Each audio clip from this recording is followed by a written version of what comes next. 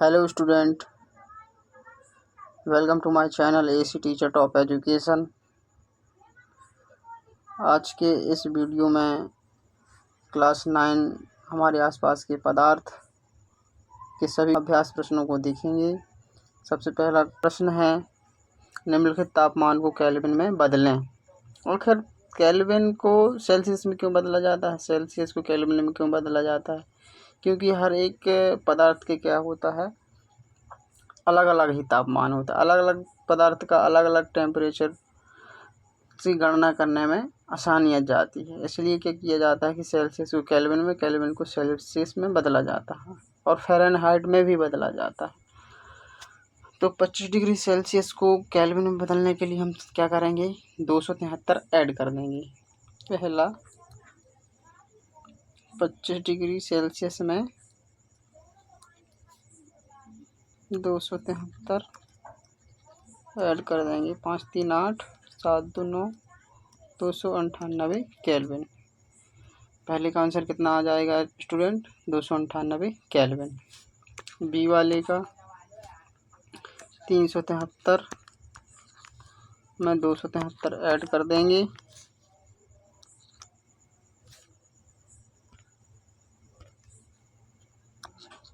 Add कर देंगे। 6 14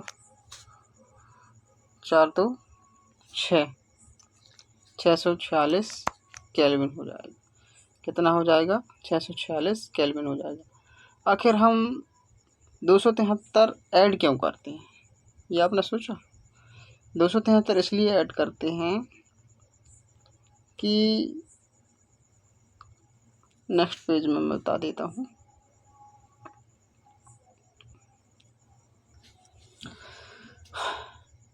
इसलिए जोड़ते हैं स्टूडेंट कि देखो, सेल्सियस बटे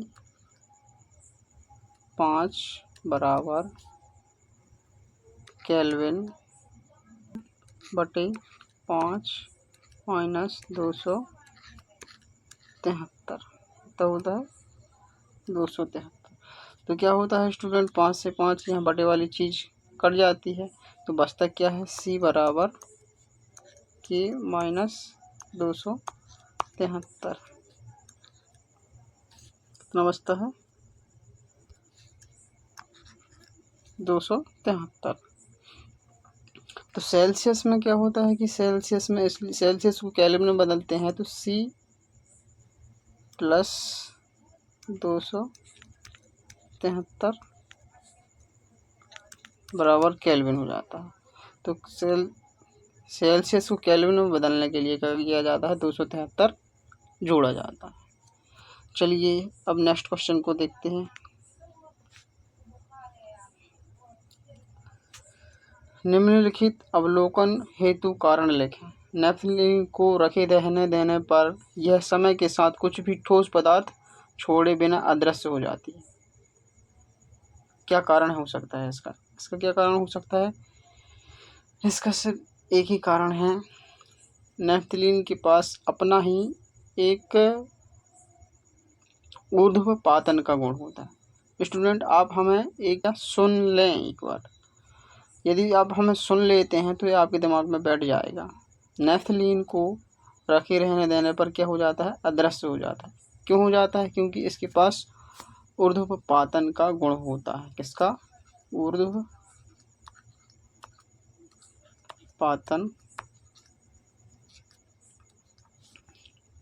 का गुण होता है। इसको इंग्लिश में सब्लिमेशन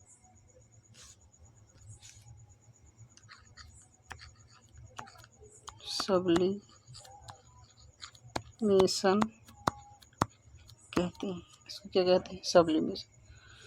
जैसे कि एक नेफ्थलीन हो गया। नेफ्थलीन क्या होता है, और नेफ्थलीन क्या होता है कि ऑक्सीजन के संपर्क में आने से क्या होता है कि गैस में बदल जाता है, क्योंकि ऊर्ध्वपातन का गुण होता है। ऊर्ध्वपातन का गुण क्या होता है, कोई भी चीज़ जब ऑक्सीजन की प्रेजेंस में जलती है तो वो गैस में बदल जाती है। कोई भी सॉलिड यानी कि ठोस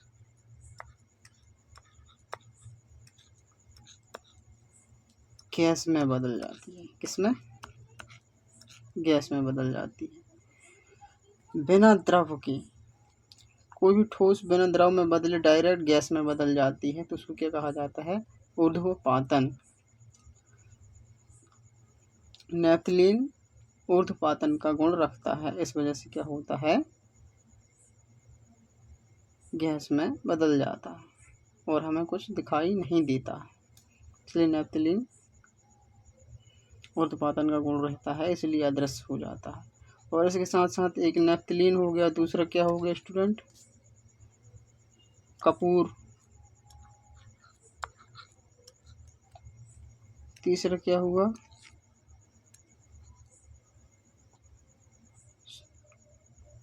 सूखी बर्फ।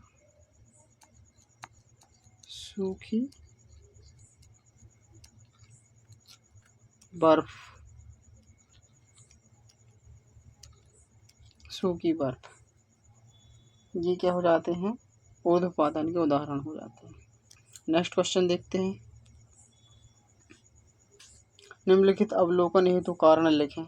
हमें इत्र की गंध बहुत दूर बैठे हुए भी पहुंच जाती है। क्यों पहुंच जाती है स्टूडेंट? क्योंकि इसमें वाष्पीकरण का गुण होता है। कोई भी चीज़ वाष्पीकरण होती है तो वो क्या करती है? अपनी बॉडी को ठंडा महसूस करती है। इत्र में एक क्या होता है? वाष्पीकरण का गुण होता है और इसके साथ साथ विसरण भी होता है। क्या होता है? विसरण। तो विसरण होता है, उस वजह से क्या होता है कि कमरे में, जैसे कि आपने देखा होगा कि जब पूजा पाठ करते हैं तो अगरबत्ती जलाते हैं तो पूरी गंध जब हो जाती कमरे में फैल जाती है। क्या हो जाती है? कमरे में फैल जाती है। तो इस इत्र में वाष्पीकरण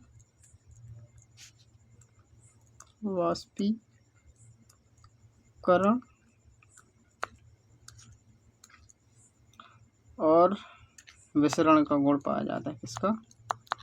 विसरण का गुण पाया जाता है। इस कारण से क्या दूर बैठे हुए भी इत्र की गंध हमें अपने पास आ जाती है। तो नेक्स्ट क्वेश्चन देखते हैं।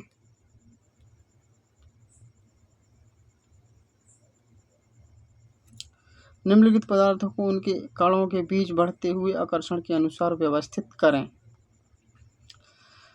स्टूडेंट यहाँ पे मैं आपको बता दूं कि जल, चीनी और ऑक्सीजन के पास बढ़ते हुए आकर्षण के अनुसार व्यवस्थित करना, तो ऑक्सीजन पहले आ जाएगा, ऑक्सीजन पहले, और जल फिर आ जाएगा चीनी। क्यों हो जाता है कि ऑक्सीजन के पास एक अब हम आपको बताते हैं, थोड़ा आप जानकारी के लिए रख लीजिए। ऑक्सीजन है, ऑक्सीजन तो एक एटम है, ऑक्सीजन के पास 2 एटम है, कितने? तो एक ऑक्सीजन और 2 ऑक्सीजन, यहाँ पे 2 लग जाते हैं तो ये क्या हो जाते हैं? ऑक्सीजन 2 हो जाते हैं। यदि एक ऑक्सीजन है तो ऐसे लिखेंगे, अगर एक और ऑक्सीजन जुड़ जाएगा तो इसमें क्या हो जाएगा? 2 ऐसे लिख देंगे। तो इनके आपस में आकर्षण क्या होता है? 2 ऑक्सीजन मॉलिक्यूल है। और जल के पास क्या है? H2O। इनके पास 3 आटम है तो इसके पास आकर्षण ज़्यादा होगा। और फिर इसके बाद चीनी पे होगा। इस पे चीनी पे। ठीक है स्टूडेंट, अब नेक्स्ट क्वेश्चन पर देखते हैं। निम्नलिखित तापमानों पर जल की भौतिक अवस्था क्या है? 25 डिग्री सेल्सियस में आपने देखा होगा स्टूडेंट, 25 डिग्री सेल्सियस में क्या होता है? जल 25 डिग्री सेल्सियस में जल क्या होता है? द्रव अवस्था में होता है। और पहला बी, और दूसरा 0 डिग्री सेल्सियस में क्या होता है? बर्फ की अवस्था में होता है। किस पे? बर्फ की अवस्था में होता है।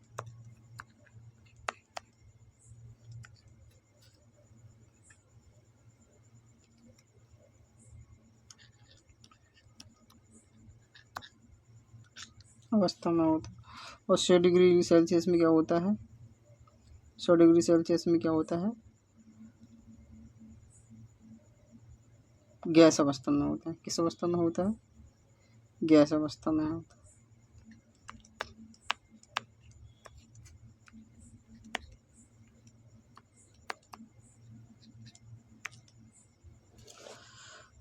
चलिए नेक्स्ट क्वेश्चन देखते हैं। पुष्टि हेतु कारण दें। जल कमरे के ताप पर द्रव है। जल कमरे के ताप पर द्रव इसलिए है क्योंकि जल के पास क्या होता है? तरलता का गुण होता है। काय का? तरलता का गुण होता है। तरलता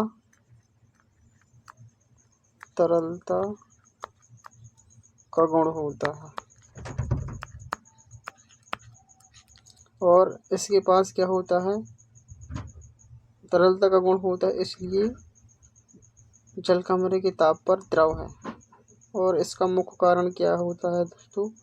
मैं आपको बता दूं, जल का टेम्परेचर कितना होता है? 25 डिग्री सेल्सियस। कितना होता है? 25 डिग्री सेल्सियस।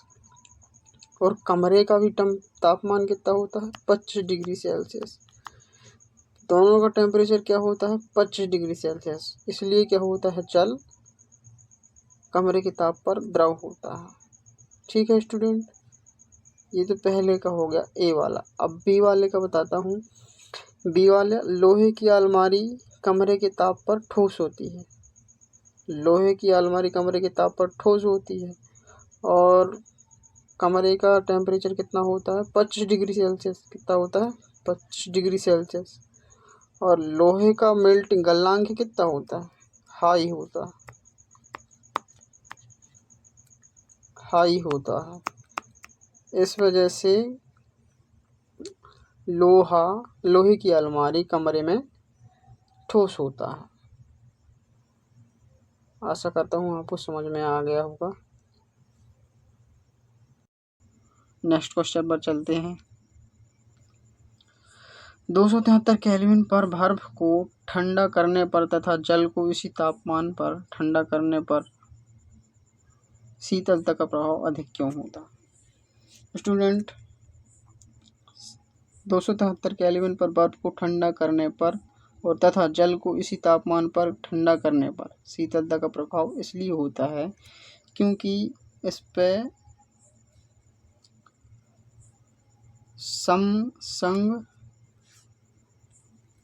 संगलन का गुण होता है। किसका? संगलन की गुप्त ऊष्मा होती है। गुप्त ऊष्मा, संगलन की गुप्त ऊष्मा होने के कारण बर्फ ठंडा समझ में आता है और जल थोड़ा सा इससे गर्म होता है। क्यों की होता है?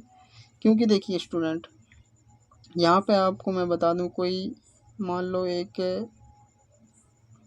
वॉच ग्लास है। क्या है? एक बाउल है। इस बाउल में अपन ने क्या रखे? बर्फ रखे। बर्फ को सपोज कीजिए इसका टेम्परेचर कितना है? 0 डिग्री सेल्सियस। नो, सपोज कीजिए इसका टेम्परेचर 5 है, 5 डिग्री सेल्सियस है। फिर कितना आएगा? -5 है, फिर -2 जाएगा, फिर -1 आएगा, फिर -1 के बाद कितना आएगा? 0 डिग्री सेल्सियस। एक समय पे जब ये 0 डिग्री सेल्सियस पर होगा, 0 डिग्री सेल्सियस पर होता तो यहाँ पर एक मैजिक होता है। क्या होता है कि जब इसको कितना भी गर्म करेंगे तो क्या होगा? ये इसका टेम्परेचर बढ़ेगा नहीं, 0 डिग्री सेल्सियस पर रहेगा। जब तक नहीं बढ़ेगा तब तक कि इसके बर्फ़ के पूरे बॉन्ड जो टूट नहीं जाते हैं, तब तक इसका 0 डिग्री सेल्सियस बना रहेगा। ये कहलाती है संगलन की गुप्त ऊष्मा। संगलन मतलब नाम से ये समझते होंगे स्टूडेंट की गलना, बर्फ का गल के द्रव अवस्था में जाना। जिस जिस समय जाता है द्रव अवस्था में उसको क्या कहते हैं, संगलन की गुप्त ऊष्मा। इस संगलन की गुप्त ऊष्मा के कारण क्या होता है स्टूडेंट, बर्फ को ठंडा रहता है और जल को इसी तापमान पर ठंडा करने पर शीतलता का प्रभाव अधिक होता है। आशा करता हूँ आप समझ गए होंगे। नेक्स्ट क्वेश्चन पर देखते हैं।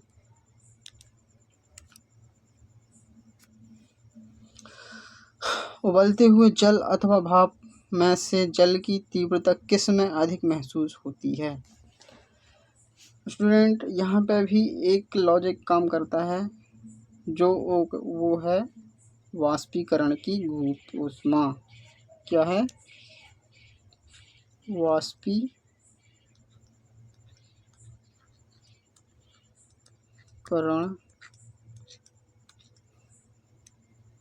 की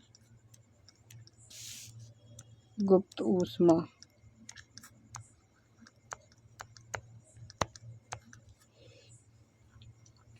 स्टूडेंट यहाँ पर जब जल को उबाला जाता है, जल को क्या किया जाता है, उबाला जाता है ना, उबाला जाता है, तो इस जल को गरम करते करते क्या होता है कि एक समय ऐसा आएगा कि जल को कितना भी गरम करें, कितनी भी आग जलाएं, इसका टेम्परेचर बढ़ेगा नहीं, टेम्परेचर क्या होगा, बढ़ेगा नहीं।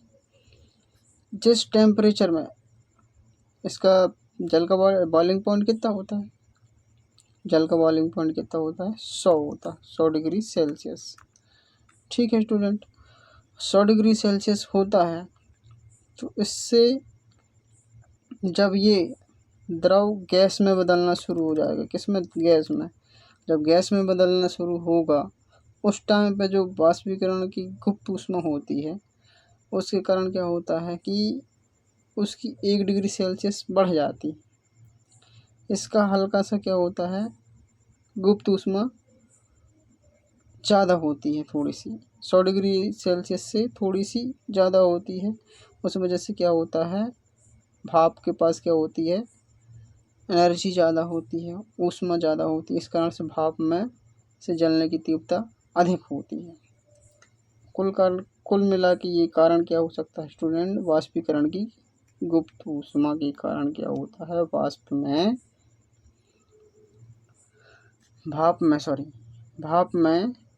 भाप भी कह सकते हैं, वाष्प भी कह सकते हैं, सॉरी वाष्प नहीं कह सकते, वाष्पीकरण जो ऊपर होती है तो उसको पास क्या होती है, ज़्यादा एनर्जी होती है, इस कारण से शरीर में जलता है, उंगलियां जलती हैं।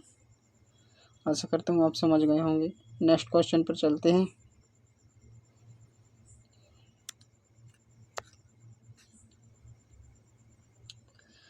चलिए स्टूडेंट, अब इस क्वेश्चन और निम्नलिखित चित्र के लिए ABCDE तथा F की अवस्था परिवर्तन को नामांकित करें।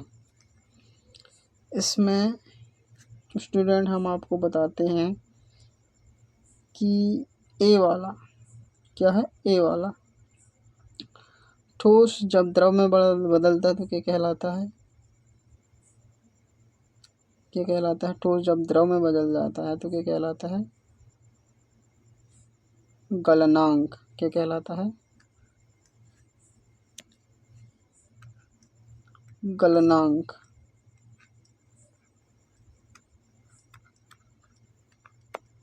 ठीक है स्टूडेंट, जब द्रव गैस में बदलता है तो क्या कहलाता है, क्वथनांक।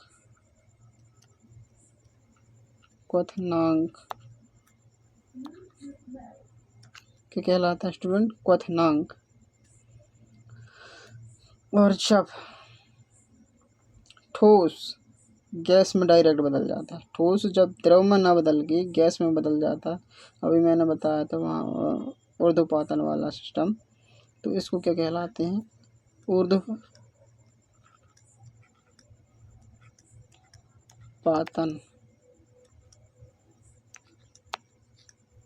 ऊर्ध्वपातन क्या कहलाता है स्टूडेंट?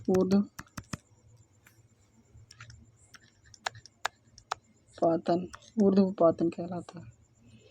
और ए हो गया, बी हो गया, सी, गैस जब द्रव में बदलता तो क्या कहलाता है? संघनन। सी क्या कहलाता है? संघनन। गैस को जब प्रेशर में लाया जाता है ना स्टूडेंट, प्रेशर लगाया जाता है तो वो क्या कहलाता है? संघनन। संघनन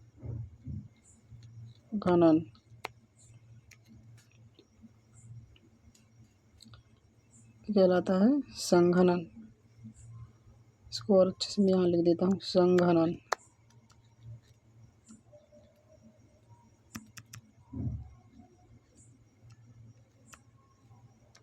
क्या कहलाता है? संघनन। और जब गैस ठोस में बदलती तो क्या कहलाती है? एफ का क्या हो जाएगा? निक्षेपण।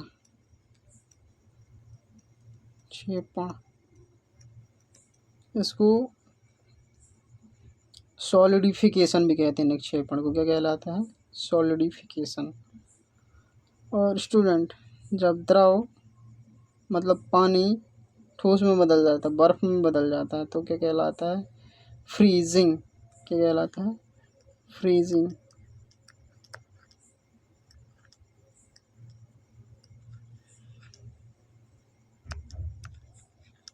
फ्रीजिंग कहलाता है। तो स्टूडेंट यह आज रहे अपने क्लास 9 के हमारे आसपास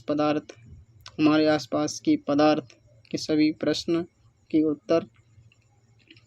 आशा करता हूँ आपको समझ में आया होगा। वीडियो यदि पसंद आया हो तो लाइक करें, सब्सक्राइब करें और अपने दोस्तों के साथ शेयर करें।